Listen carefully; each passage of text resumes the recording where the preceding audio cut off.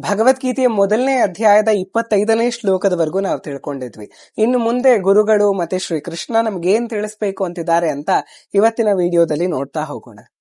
ಅರ್ಜುನ ಹಿಂದೆ ಹೇಳಿದ್ದ, ಸೇನೆಯೋರುಭಯೋರ್ ಮಧ್ಯೆ ರಥಂ ಸ್ಥಾಪಯ ಮೇ ಅಚ್ಯುತ. ಮೇ ಅನ್ನೋ ವರ್ಡ್ಗೆ ಅಂಡರ್ಲೈನ್ ಮಾಡ್ಕೊಳ್ಳಿ, ಯಾಕಂದ್ರೆ ಮೇ ಅಂದ್ರೆ ನನ್ನ ಅಂತ ಅರ್ಥ. ಅರ್ಜುನ ಏನ್ ಹೇಳ್ತಿದ್ದಾನೆ ಕೃಷ್ಣನಿಗೆ, ಕೃಷ್ಣ, ಎರಡೂ ಸೈನ್ಯಗಳ ಮಧ್ಯದಲ್ಲಿ ನನ್ನ ರಥವನ್ನ ತೆಗೆದುಕೊಂಡು ಹೋಗಿ ನಿಲ್ಲಿಸು ಅಂತ ಹೇಳ್ತಿದ್ದಾನೆ. ರಥದಲ್ಲಿ ಆತ ಒಬ್ಬನೇ ಕೂತಿರೋದಾ? ಇಲ್ಲ, ಕೃಷ್ಣನು ಕೂತಿದ್ದಾನೆ. ಹಾಗಾಗಿ ಆತ ಏನ್ ಹೇಳ್ಬೋದಿತ್ತು, ಕೃಷ್ಣ ನಮ್ಮ ರಥವನ್ನ ತಗೊಂಡು ಹೋಗಿ ನಿಲ್ಲಿಸು ಅಂತ ಹೇಳ್ಬೋದಿತ್ತು. ಅಥವಾ ಕೃಷ್ಣನೇ ಜಗತ್ತಿಗೆ ಸಾರಥಿ, ಹಾಗಾಗಿ ಈ ರಥಕ್ಕೂ ಅದೇ ತರ ಸಿಂಬಾಲಿಕ್ ಆಗಿ ನೀನೇ ಸಾರಥಿ ಆಗಿದ್ಯಾ ಸ್ವಾಮಿ, ಹಾಗಾಗಿ ನಿನ್ನ ರಥವನ್ನೇ ತಗೊಂಡು ಹೋಗಿ ಅಲ್ಲಿ ನಿಲ್ಲಿಸು ಅಂತ ಹೇಳ್ಬೋದಿತ್ತು. ಅರ್ಜುನನ ಸೆಂಟೆನ್ಸ್ ಏನಾಗಿತ್ತು, ನನ್ನ ರಥವನ್ನ ತಗೊಂಡು ಹೋಗಿ ನಿಲ್ಲಿಸು ಅಂತ. ಆ ಅಹಂಕಾರದಿಂದಲೇ ನಾವೆಲ್ಲರೂ ಕೂಡ ಭಗವದ್ಗೀತೆಯನ್ನು ಶುರು ಮಾಡೋದು. ನಮ್ಮೆಲ್ಲರಲ್ಲೂ ಕೂಡ ಅಹಂಕಾರ ಎಲ್ಲಿವರೆಗೂ ಇರುತ್ತೋ ಅಲ್ಲಿವರೆಗೂ ನಮ್ಮಲ್ಲಿ ಕೃಷ್ಣನಿಗೆ ಜಾಗ ಇರೋದಿಲ್ಲ. ಅದಕ್ಕೆ ಹಿಂದಿಯಲ್ಲಿ ಕಬೀರ್ ದಾಸ್ ಬರೀತಾರೆ, ಜಬ್ ಮೇ ಥಾ ತಬ್ ಹರಿ ನಹಿ, ಅಬ್ ಹರಿ ಹೇ ಮೇ ನಾಹಿ ಅಂತ. ಇದರ ಲಿಟ್ರಲ್ ಟ್ರಾನ್ಸ್ಲೇಷನ್ ನಾವ್ ನೋಡಿದ್ರೆ, ನಾನು ಯಾವಾಗ ಇದ್ನೋ ಅವಾಗ ಹರಿ ಇರಲಿಲ್ಲ, ಇವಾಗ ಹರಿ ಇದ್ದಾನೆ, ನಾನಿಲ್ಲ ಅಂತ ಅರ್ಥ ಬರುತ್ತೆ. ಆದ್ರೆ ಇದರ ನಿಜವಾದ ಅರ್ಥ ಏನು, ನಾನು ಅಂದ್ರೆ ನನ್ನ ಅಹಂಕಾರ, ದುರಹಂಕಾರ.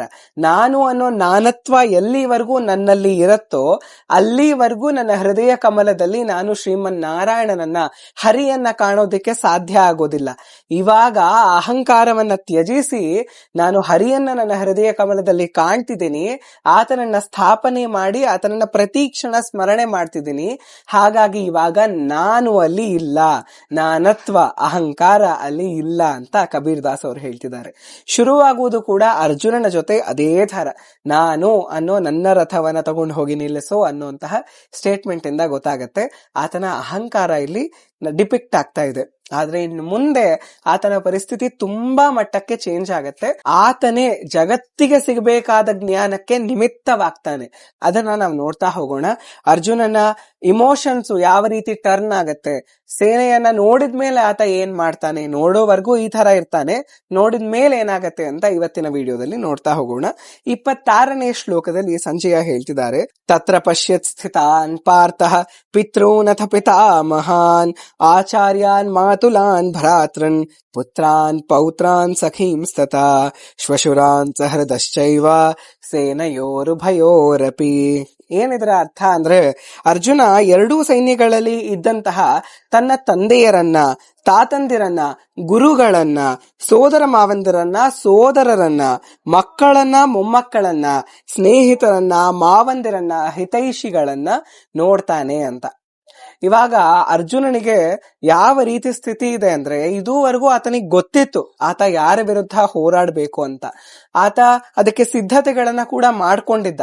ಆದ್ರೆ ಪ್ರತ್ಯಕ್ಷವಾಗಿ ನೋಡೋದು ಕಲ್ಪನೆಗಿಂತ ತುಂಬಾ ಡಿಫರೆಂಟ್ ಆಗಿರುತ್ತೆ. ನಾವು ಕಲ್ಪನೆಯಲ್ಲಿ ನಮ್ಮ ಬಂಧುಗಳ ಜೊತೆ ಹೋರಾಡಬೇಕು ಅಂತ ಕಲ್ಪನೆ ಮಾಡ್ಕೊಳ್ಬಹುದು, ಆದ್ರೆ ಪ್ರತ್ಯಕ್ಷವಾಗಿ ಬಂದು ನಿಂತ್ಕೊಂಡು ನೋಡಿದಾಗ, ಇವರನ್ನೆಲ್ಲ ನಾನೇ ನನ್ನ ಕೈಯಾರೆ ಕೊಲ್ಲಬೇಕು ಅಂತ ಅನ್ಸ್ದಾಗ ಎಂತಹ ಮಟ್ಟಕ್ಕೆ ನಾವು ಮೆಂಟಲಿ ಡಿಸ್ಟರ್ಬ್ ಆಗ್ತೀವಿ ಅನ್ನೋದು ಅರ್ಜುನನ ಮೂಲಕ ತುಂಬಾ ಚೆನ್ನಾಗಿ ಡಿಸ್ಕ್ರೈಬ್ ಮಾಡ್ತಾರೆ. ಕಂಟಿನ್ಯೂ ಮಾಡ್ತಾ 27ನೇ ಶ್ಲೋಕದಲ್ಲಿ ಸಂಜಯ ಹೇಳ್ತಾರೆ, ತಾನ್ ಸಮೀಕ್ಷ ಸ ಕೌಂತೆಯ ಸರ್ವಾನ್ ಬಂಧೂನವಸ್ಥಿತಾನ್ ಕೃಪಯಾ ಪರಯಾವಿಷ್ಟೋ ವಿಷೀದನ್ನಿದಮಬ್ರವೀತ್. ಕುಂತಿಯ ಮಗನಾದ ಅರ್ಜುನ ಈ ಎಲ್ಲ ನೆಂಟರಿಷ್ಟರನ್ನ ಕಂಡಾಗ ತುಂಬಾ ಭಾವಪರವಶನಾಗಿ ಹೀಗೆ ಹೇಳಿದನು ಅಂತ ಮುಂದಿನ ಶ್ಲೋಕಗಳಲ್ಲಿ ಆತ ಏನ್ ಹೇಳ್ತಾನೆ ಅನ್ನೋದನ್ನ ಸಂಜಯ ಧೃತರಾಷ್ಟ್ರನಿಗೆ ನರೇಟ್ ಮಾಡ್ತಾ ಹೋಗ್ತಾರೆ. ಇಲ್ಲಿ ಆತ ತುಂಬಾನೇ ಭಾವುಕನಾಗ್ತಾನೆ, ಭಾವಪರವಶನಾಗ್ತಾನೆ ಅಂತ ಸಂಜಯ ಹೇಳ್ತಿದ್ದಾರೆ. ಇದನ್ನೇ ನಾವು ಮಾಡರ್ನ್ ಸೈಕಲಾಜಿಕಲ್ ಟರ್ಮ್ಸ್ ಅಲ್ಲಿ ಕಾಗ್ನೇಟಿವ್ ಡಿಸೋನೆನ್ಸ್ ಅಂತ ಕರಿತೀವಿ. ಇದು ಯಾವಾಗ ಆಗತ್ತೆ ಅಂದ್ರೆ, ನಾವು ಮೆಂಟಲಿ ಕಾನ್ಫ್ಲಿಕ್ಟ್ಸ್ ಅನ್ನ ಫೇಸ್ ಮಾಡಿದಾಗ. ಫಾರ್ ಎಕ್ಸಾಂಪಲ್, ನಮ್ಮ ಎರಡು ನಂಬಿಕೆಗಳಿರುತ್ತೆ. ಒಂದು ನಂಬಿಕೆ ಗುರು ಹಿರಿಯರು ಪೂಜ್ಯರು, ಅವರು ಪೂಜೆಗೆ ಅರ್ಹರು ಅಂತ ಒಂದು ನಂಬಿಕೆ. ಇನ್ನೊಂದು ನಂಬಿಕೆ ಧರ್ಮವನ್ನ ನಾವು ರಕ್ಷಣೆ ಮಾಡಬೇಕು, ಧರ್ಮ ರಕ್ಷಣೆಯಲ್ಲಿ ನಮ್ಮ ಮುಂದೆ ಯಾರೇ ಬಂದ್ರು ಅವರನ್ನ ನಾವು ಕೊಂದು ಧರ್ಮವನ್ನ ಉಳಿಸ್ಬೇಕು, ರಾಷ್ಟ್ರವನ್ನ ಮೊದಲು ಇಡಬೇಕು, ಆಮೇಲೆ ನಾವು ನಮ್ಮ ಬಾಂಧವ್ಯವನ್ನ, ಬಂಧುಗಳನ್ನ ಇಡಬೇಕು ಅನ್ನೋದು ಎರಡು ನಂಬಿಕೆಗಳು. ಆದ್ರೆ ಇಂತಹ ಪರಿಸ್ಥಿತಿಯಲ್ಲಿ ಆ ಎರಡೂ ನಂಬಿಕೆಗಳು ಕೂಡ ಯುದ್ಧವನ್ನ ಮಾಡುತ್ತೆ, ಪರಸ್ಪರ ಯುದ್ಧಕ್ಕೆ ತೊಡಕೊಳ್ಳುತ್ತೆ. ಅವಾಗ ನಾವು ಮೆಂಟಲಿ ಸ್ಟೆಬಿಲಿಟಿಯನ್ನ ಕಳ್ಕೊಂಡ್ಬಿಡ್ತೀವಿ. ಎರಡು ನಾವೇ ನಂಬಿರುವಂತಹ ನಂಬಿಕೆಗಳು, ಆದ್ರೆ ಎರಡೂ ಒಂದೇ ಸತಿ ಫೇಸ್ ಟು ಫೇಸ್ ಬಂದಾಗ ನಮಗೆ ಅದನ್ನ ಹ್ಯಾಂಡಲ್ ಮಾಡೋದಕ್ಕೆ ಗೊತ್ತಾಗಲ್ಲ, ತುಂಬಾ ಭಾವಪರವಶರಾಗ್ಬಿಡ್ತೀವಿ. ಅದೇ ಅರ್ಜುನನಿಗೆ ಕೂಡ ಆಗ್ತಿರೋದು. ಮೋರ್ ಓವರ್ ಅರ್ಜುನ ಒಬ್ಬ ಭಕ್ತನ ಲಕ್ಷಣ ಏನು ಅಂದ್ರೆ ಹಿಂಸೆಯನ್ನ ಜಾಸ್ತಿ ಪ್ರಚೋದನೆ ಮಾಡದೇ ಇರೋದು, ಯಾವಾಗ್ಲೂ ಕೂಡ ಅಹಿಂಸೆಯಿಂದ ಬದುಕೋದು. ಆದ್ರೆ ಅಹಿಂಸೆಯ ನಿಜ ಅರ್ಥ ಏನು ಅದನ್ನ ನಾವೆಲ್ಲರೂ ತಪ್ಪಾಗಿ ಅರ್ಥ ಮಾಡ್ಕೊಂಡಿರ್ತೀವಿ. ಅಹಿಂಸೆ, ಸತ್ಯ, ಇದರ ನಾವು ಅರ್ಥವನ್ನ ತುಂಬಾ ತಪ್ಪಾಗಿ ತಿಳ್ಕೊಂಡಿರ್ತೀವಿ. ಒಬ್ಬೊಬ್ರು ಏನೇನೋ ಹೇಳಿರ್ತಾರೆ, ಅದನ್ನೆಲ್ಲ ಕೇಳಿಸ್ಕೊಂಡು ಓ ಇದೇ ಅಹಿಂಸೆ ಇರಬಹುದು ಅಂತ ಅನ್ಕೊಂಡು ಅವೆಲ್ಲ ನಮ್ಗೆ ಇವತ್ತಿನ ಟರ್ಮ್ಸ್ ಅಲ್ಲಿ ಅದೆಲ್ಲ ಲಾಜಿಕಲ್ಲೇ ಅಲ್ಲ, ರೆಲೆವೆಂಟೇ ಅಲ್ಲ ಅಂತ ನಾವು ಕನ್ಕ್ಲೂಷನ್ ಬಂದ್ಬಿಟ್ಟಿರ್ತೀವಿ. ಆದ್ರೆ ಕೃಷ್ಣ ಅಹಿಂಸೆಗೆ, ಸತ್ಯಕ್ಕೆ ಕೊಡೋ ಡೆಫಿನಿಷನ್ ತುಂಬಾನೇ ಚೆನ್ನಾಗಿದೆ. ಅದನ್ನ ಇನ್ನೊಂದು ಎಪಿಸೋಡ್ ಅಲ್ಲಿ ಕವರ್ ಮಾಡೋಣ. ಇವಾಗ ಅರ್ಜುನ ಹಿಂಸೆಯ ಇನ್ನೊಂದು ಡೆಫಿನೇಷನ್ ಬಗ್ಗೆ ಯೋಚನೆ ಮಾಡ್ತಿದ್ದಾನೆ. ಇವರಿಗೆಲ್ಲ ನಾನೇ ಹಿಂಸೆ ಮಾಡ್ಬಿಡ್ತೀನಿ, ನಾನೇ ಕೊಂದು ಬಿಡ್ತೀನಿ ಅಂತ. ಇದೊಂದು ಆತನ ತಪ್ಪು ಪರಿಕಲ್ಪನೆ. ನಾನೇ ಎಲ್ಲಾ ಮಾಡ್ತಾ ಇದ್ದೀನಿ ಅನ್ನೋದು ಕೂಡ ಆತನಲ್ಲಿ ಇದೆ ನೋಡಿ. ನಾವ್ ಯಾವಾಗ್ಲೂ ಅಷ್ಟೇ, ನನ್ನಿಂದ ಏನೋ ಆಗತ್ತೆ ಅನ್ಕೊಂಡು ನಾವು ತುಂಬಾ ಕೊರಗ್ತಾ ಇರ್ತೀವಿ. ಆದ್ರೆ ತೇನ ವಿನಾ ತೃಣಮಪಿ ನಚಲತಿ ಅಂತ ನಮಗ್ ಗೊತ್ತು, ನಾವು ಕೇಳಿದೀವಿ. ಭಗವಂತನ ಅಪ್ಪಣೆ ಇಲ್ಲದೆ, ಆತನ ಇಚ್ಛೆ ಇಲ್ಲದೆ ಒಂದು ತೃಣ ಕೂಡ ಅಲ್ಲಾಡೋದಿಲ್ಲ ಅಂತ ನಾವು ಹೇಳುವಾಗ, ಇಂತಹ ಧರ್ಮ ಕಾರ್ಯಗಳನ್ನ ನಾವು ಮಾಡ್ತಿದೀವಿ ಅಂತ ಅನ್ಕೊಳ್ಬಾರ್ದು. ಭಗವಂತ ಧರ್ಮದ ರಕ್ಷಣೆಗೋಸ್ಕರ ನಮ್ಮ ಕೈಯಲ್ಲಿ ಮಾಡಿಸ್ತಿದ್ದಾನೆ ಅಂತ ಅನ್ಕೊಳ್ಬೇಕು. ಅರ್ಜುನ ಇನ್ನೂ ಹಾಗೆ ಯೋಚನೆ ಮಾಡ್ತಿಲ್ಲ, ನಾನೇ ಅವರನ್ನೆಲ್ಲ ಕೊಂದು ಬಿಡ್ತೀನಿ ಅಂತಾನೆ ಆತ ಯೋಚನೆ ಮಾಡ್ತಿರೋದು. 28ನೇ ಶ್ಲೋಕ. ಅರ್ಜುನ ವಾಚ. ಅರ್ಜುನ ಏನ್ ಹೇಳ್ತಿದ್ದಾನೆ ಕೇಳೋಣ. ದೃಷ್ಟ್ವೇಮಂ ಸೃಜನಂ ಕೃಷ್ಣ ಯೋಯೋತ್ಸಂ ಸಮುಪಸ್ಥಿತಂ ಸೀದಂತಿ ಮಮ ಗಾತ್ರಾಣಿ ಮುಖಂಚ ಪರಿಶುಷ್ಯತಿ. ಅರ್ಜುನ ಹೇಳ್ತಾನೆ, ಕೃಷ್ಣ ಯುದ್ಧಾಭಿಲಾಷೆಯಿಂದ ಇಲ್ಲಿ ನೆರೆದಿರುವಂತಹ ನನ್ನ ನೆಂಟರಿಷ್ಟರನ್ನ ನೋಡಿದ್ರೆ ನನ್ನ ದೇಹದ ಅವಯವಗಳು ಕಂಪಿಸ್ತಾ ಇದೆ, ನನ್ನ ಬಾಯಿ ಒಣಗ್ತಾ ಇದೆ ಅಂತ ಹೇಳ್ತಾನೆ. ಆತ ಕಂಟಿನ್ಯೂ ಮಾಡಿ ಹೇಳ್ತಾನೆ, ವೇಪತುಶ್ಚ ಶರೀರೇ ಮೇ ರೋಮಹರ್ಷಶ್ಚ ಜಾಯತೆ ಗಾಂಡೀವಂ ಸ್ರಂಸತೆ ಹಸ್ತಾತ್ ತ್ಯಕ್ಚೈವ ಪರಿದಹ್ಯತೆ. ನನ್ನ ಶರೀರ ಕಂಪಿಸ್ತಾ ಇದೆ, ಕೂದಲು ನಿಮಿರ್ತಾ ಇದೆ, ಗಾಂಡೀವ ಧನಸ್ಸು ಕೈಯಿಂದ ಜಾರಿ ಹೋಗ್ತಾ ಇದೆ, ಮತ್ತೆ ನನ್ನ ಚರ್ಮ ಉರಿತಾ ಇದೆ ಅಂತ. ಇದನ್ನ ಇವತ್ತಿನ ಸೈಕಲಾಜಿಕಲ್ ಟರ್ಮ್ಸ್ ಅಲ್ಲಿ ನಾವು ಸೈಕೋಸೊಮ್ಯಾಟಿಕ್ ಆಂಗ್ಸೈಟಿ ಅಂತ ಕರಿತೀವಿ. ಇದೆಲ್ಲ ಆ ಆಂಗ್ಸೈಟಿಯ ಸಿಂಪ್ಟಮ್ಸ್ ಏನೇನಾಗತ್ತೆ ಅಂತ. ಇದನ್ನೇ ನಾವು ಇವತ್ತು ಪ್ಯಾನಿಕ್ ಅಟ್ಯಾಕ್ಸ್ ಅಂತ ಕರೆಯೋದು ನೋಡಿ. ಪ್ಯಾನಿಕ್ ಅಟ್ಯಾಕ್ಸ್ ಅನ್ನುವಂತಹ ಶಬ್ದಗಳನ್ನ, ಆಂಗ್ಸೈಟಿ, ಡಿಪ್ರೆಷನ್ ಅನ್ನುವಂತಹ ಶಬ್ದಗಳನ್ನ ಕಂಡು ಹಿಡ್ದಿರೋದೇ ನಾವ್ ಇತ್ತೀಚೆಗೆ. ಹಂಗಂದ್ರೆ ಏನು ಅಂತ ನಾವು ಅರ್ಥ ಮಾಡ್ಕೊಳ್ತಿರೋದೇ ಇತ್ತೀಚೆಗೆ. ಆದ್ರೆ ಸುಮಾರು 7,500 ವರ್ಷಗಳ ಹಿಂದೆ ಅರ್ಜುನ ನಿಂತು ಇದರ ಎಲ್ಲ ಸಿಂಪ್ಟಮ್ಸ್ ಅನ್ನ ಅಷ್ಟು ಕ್ಲಿಯರ್ ಆಗಿ ಹೇಳ್ತಿದ್ದಾನೆ. ಮತ್ತೆ ಕೃಷ್ಣ ಕರೆಕ್ಟ್ ಆಗಿ ಅದಕ್ಕೆ ಟ್ರೀಟ್ಮೆಂಟ್ ಕೊಡೋ ಹಾಗೇನೆ ಕೃಷ್ಣ ಅದಕ್ಕೆ ಮಾತಾಡ್ತಾನೆ. ಒಂದು ಸೈಕೋಥೆರಪಿಯನ್ನ ಕೃಷ್ಣ ಕೊಡ್ತಾನೆ.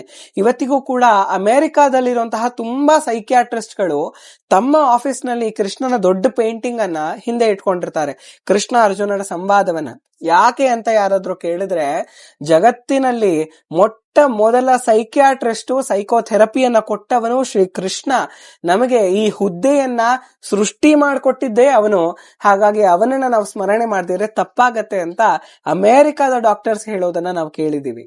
ನಾವು ದೇಹದ ರೋಗಗಳನ್ನ, ದೇಹದಲ್ಲಿ ಏನೇ ಅವಯವಗಳು ನಡೆದ್ರು ಅದನ್ನ ನಾವು ಹೇಳ್ಕೊಳ್ತೀವಿ, ಅದಕ್ಕೆ ಒಂದು ಟ್ರೀಟ್ಮೆಂಟ್ ಅನ್ನ ಪಡ್ಕೊಳ್ತೀವಿ.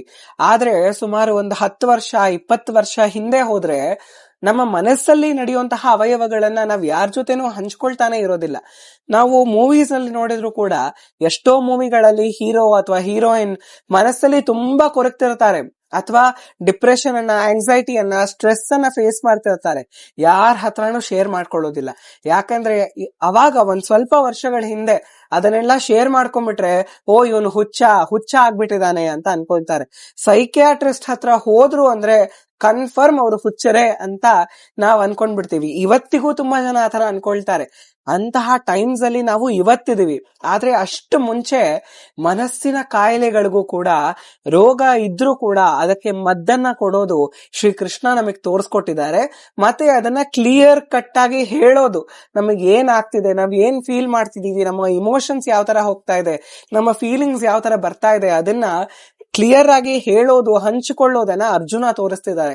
ಮೊಟ್ಟ ಮೊದಲನೇದಾಗಿ ನಾವು ಇಂತಹ ಇಮೋಷನ್ಸ್ ಅನ್ನ, ಮೆಂಟಲ್ ಸ್ಟ್ರೆಸ್ ಅನ್ನ, ಆಂಗ್ಸೈಟಿಯನ್ನ, ಡಿಪ್ರೆಷನ್ ಅನ್ನ ಯಾವತ್ತೂ ಮುಚ್ಚಿಡಬಾರದು.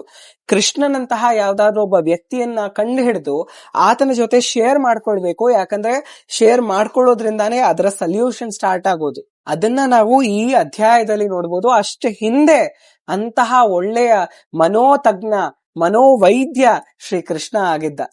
ಅರ್ಜುನನ ಸಂಪೂರ್ಣ ದೇಹ ನಡಕ್ತಾ ಇದೆ, ಆತನಿಗೆ ಗಾಂಡೀವ ಹಿಡ್ಕೊಳ್ಳೋಕ್ ಆಗ್ತಿಲ್ಲ. ಕುರುಕ್ಷೇತ್ರ ಯುದ್ಧ ಮಾಡೋ ಟೈಮಲ್ಲಿ ಆತ ಮಿಡಲ್ ಏಜ್ಡ್ ವ್ಯಕ್ತಿನೇ. ಆದ್ರೆ ಇವತ್ತಿನ ಮಿಡಲ್ ಏಜ್ಡ್ ವ್ಯಕ್ತಿಗಳ ಹಾಗೆ ವೀಕ್ನೆಸ್ ಇಂದ ಆತನ ಕೈ ನಡಕ್ತಿರ್ಲಿಲ್ಲ. ಆತ ಭಯದಿಂದ ಕೈಯಲ್ಲಿ ಗಾಂಡೀವವನ್ನ ಹಿಡ್ಕೊಳ್ಳೋದಕ್ಕೆ ಸಾಧ್ಯ ಆಗ್ತಿರ್ಲಿಲ್ಲ. ಗಾಂಡೀವ ಜಾರ್ ಹೋಗ್ತಿತ್ತು. ಅಷ್ಟು ಭಯ ಆತನನ್ನ ಆವರಿಸ್ಬಿಟ್ಟಿದೆ. ಯಾಕೆ ಆ ತರ ಭಯ ಬರುತ್ತೆ ಅಂದ್ರೆ ಅಟ್ಯಾಚ್ಮೆಂಟ್ ಇಂದ. ನಾವ್ ಯಾವಾಗ ಸುತ್ತಮುತ್ತ ಇರೋದೆಲ್ಲ ನಮ್ಮದೇ ಅನ್ನೋ ಅಟ್ಯಾಚ್ಮೆಂಟ್ ಅನ್ನ ಬೆಳೆಸ್ಕೊಂಡ್ಬಿಡ್ತೀವೋ ಅವಾಗ ಅದನ್ನ ಬಿಟ್ಟಿರೋದಕ್ ಸಾಧ್ಯನೇ ಆಗೋದಿಲ್ಲ. ಅದನ್ನ ಬಿಡ್ಬೇಕು ಅನ್ನೋ ಆಲೋಚನೆ ಬಂದ್ರೆ ಸಾಕು, ನಾವ್ ಈ ತರ ಮಾನಸಿಕ ಸ್ಥಿಮಿತವನ್ನ ಕಳ್ಕೊಂಡು ತುಂಬಾ ಕುಗ್ಬಿಡ್ತೀವಿ, ನಮ್ಮ ಸ್ಟೆಬಿಲಿಟಿಯನ್ನ ಕಳ್ಕೊಂಡ್ ಬಿಡ್ತೀವಿ. ತುಂಬಾನೇ ಈ ತರ ಅವಯವಗಳು ನಮ್ಮ ದೇಹದಲ್ಲಿ ಆಗೋದಿಕ್ ಶುರು ಆಗುತ್ತೆ. ಇನ್ನೊಂದು ನೀವು ಗಮನಿಸಬೇಕಾಗಿರೋದೇನಂದ್ರೆ, ಮನಸ್ಸು ಮತ್ತೆ ದೇಹ ಎರಡೂ ಒಂದೇ ಪ್ರಾಸೆಸ್ ತರ, ಒಂದೇ ಸಿಸ್ಟಮ್ ನಲ್ಲಿ ವರ್ಕ್ ಆಗುತ್ತೆ. ಆತನ ಮನಸ್ಸು ವಿಚಲಿತವಾಗ್ತಾ ಇದೆ, ಹಾಗಾಗಿ ದೇಹ ಕೂಡ ವಿಚಲಿತವಾಗ್ತಾ ಇದೆ. ಹಾಗಾಗಿ ನೀವು ಮನಸ್ಸನ್ನ ಸ್ಥಿರವಾಗಿ ಸ್ಟೆಬಿಲಿಟಿ ಆಗಿ ಇಟ್ಕೊಂಡ್ರೆ ನಿಮ್ಮ ದೇಹ ಕೂಡ ಆಟೋಮ್ಯಾಟಿಕಲಿ ಸ್ಟೇಬಲ್ ಆಗ್ಬಿಡತ್ತೆ. ಮೆಡಿಟೇಷನ್ನು, ಯೋಗ, ಪ್ರಾಣಾಯಾಮ, ಭಕ್ತಿಯ ಆಚರಣೆಗಳು ಇದೆಲ್ಲ ಕೂಡ ಇದನ್ನೇ ಮದ್ದಾಗಿ ಯೂಸ್ ಮಾಡೋದು. ನಮ್ಮ ಮನಸ್ಸಿನ ರೋಗಗಳನ್ನ ಹರಣ ಮಾಡುವಂತಹ ಮದ್ದುಗಳು ಇದೆಲ್ಲ. ಯೋಗ ಆಗಬಹುದು, ಪ್ರಾಣಾಯಾಮ ಆಗಬಹುದು, ಧ್ಯಾನ ಆಗಬಹುದು, ಭಕ್ತಿಯಲ್ಲಿ ನಾವು ಜಪ ಮಾಡೋದಾಗಬಹುದು. ಇದೆಲ್ಲ ನಮ್ಮ ಮನಸ್ಸಿನ ಸ್ಥಿರತೆಯನ್ನ ತಂದುಕೊಡುತ್ತೆ. ಅದರ ಮೂಲಕ ನಾವು ದೇಹದ ಸ್ಥಿರತೆಯನ್ನ ಕಂಡುಕೊಳ್ಬಹುದು. ಮುಂದೆ ಏನಾಗತ್ತೆ ಅಂತ ನೋಡೋಣ. ಹರೇ ಕೃಷ್ಣ.